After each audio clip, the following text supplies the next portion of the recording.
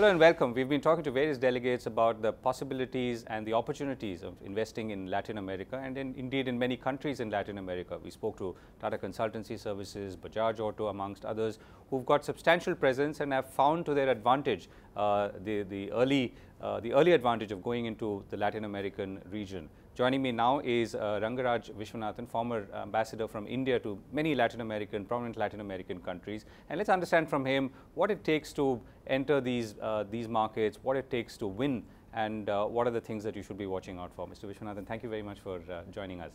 Thank you. But before that, I would like to say that there is a need for understanding of what I call as the new Latin America. Because people have read history books and they know what happened, the political instability, economic crisis. But in the last couple of decades, Latin America has undergone a paradigm shift, a profound political transformation, a fundamental change in the market and mindset.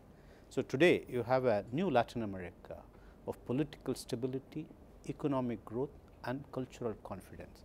So, I tell the Indians, forget about history. Look at the present Latin America and the future potential.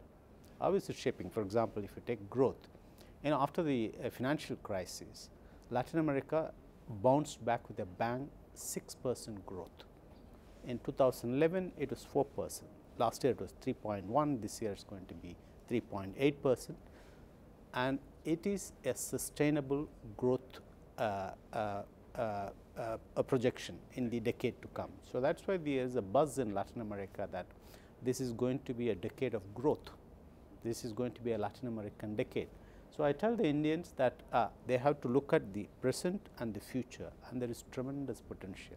Right. In last year, our trade would have been something about $25 billion, but this can easily be doubled in the next 3 years, because the growth has been generally about 20 to 30%. So, what are the so when you say Latin America, or when we say Latin America, sometimes tends to assume a homogeneous entity, which it is not. What are the things that one should be sort of watching out for or be cognizant of? Well, in terms of markets, you have the South America, you have Mercosur, and you have Central America, smaller markets, and Mexico, which is part of NAFTA. And Brazil, of course, is the leader. It's got 200 million population, $2 trillion of GDP, and that is the center for South America. Central America, there are small countries, there are 8 countries, but they are growing and there are opportunities. Mexico is part of NAFTA. So, when you set up a unit there to produce, it is not only for the 100 million people of Mexicans, but also for the larger market of NAFTA, United States and Canada. So, that is how you have to look at that. Right. And in terms of culture, what are Indian companies or Indian entrepreneurs who want to venture into that part of the world, or any other entrepreneur who wants to venture, what should one be looking out for? Are there some cultural fits in between people and kinds of businesses or industries? Let's say, for instance, is tech sort of more prevalent in some Latin American countries? Could it be automobile manufacture like in maybe Mexico? What are the trends there? Well, culturally, I tell the Indians that you have to be a bit less serious. You have to understand that the Latin Americans are fun-loving people. So, don't ask them to come and work on the weekend. They would prefer the beaches than an increase in salary. So, this is something important you have to understand and you deal with business. In the past, Indian business had always considered distance and language as barriers for business with Latin America. But now, there is this what I call as the new paradigm. Today, we have got about 24 Indian IT and BPO companies.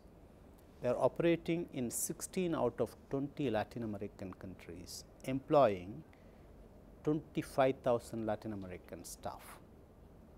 Now, what do? The 25,000 Latin Americans do 12 hours of work and then pass on to the Indians to do the next 12 hours. So, for our IT companies which want to do global delivery 24/7, this is fantastic. This is complementarity. The same time they have zone. killed the distance and also they gain the advantage of time zone. Right.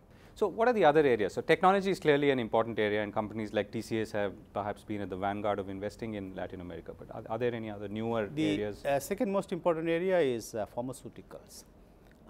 There are again about 20 pharma players of India are spread across Latin America, and some of them have set up manufacturing units in Brazil, in Mexico, and in Argentina.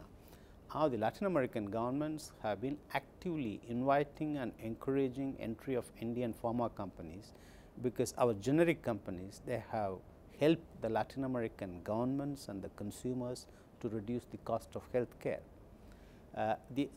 Apart from the pharmaceuticals, then our companies are going into energy, because Latin America has is a net exporter of energy, conventional crude oil, right, shale gas, and also in biofuels, and also in minerals. So, they are endowed with a lot of minerals and food. South America, for example, they have got plenty of fertile land, abundant water, and they have best practices and technologies. So, and they can easily feed many more millions of Indians and Chinese in the years to come. Right. So, as we conclude, one anecdote that you would like to share with us, which I don't know, tells you about what the opportunity is and how India can, or Indians can perhaps integrate with that market. Well, I tell the Indians that the greatest risk and a serious personal risk of doing business with Latin America is falling in love. It has happened to a lot of my friends. Okay. They have ended up with Latin American spouses and boyfriends and girlfriends. And they haven't come back? And they haven't come back. And also, I tell them that even if you don't want to take the risk, you go to Latin America. Besides business, there is what I call as the business plus. You come back from your trip happier and younger. Right, that's a great note to end on. Thank you so much for joining us, Mr. Viswanathan. Thank you. Thank you.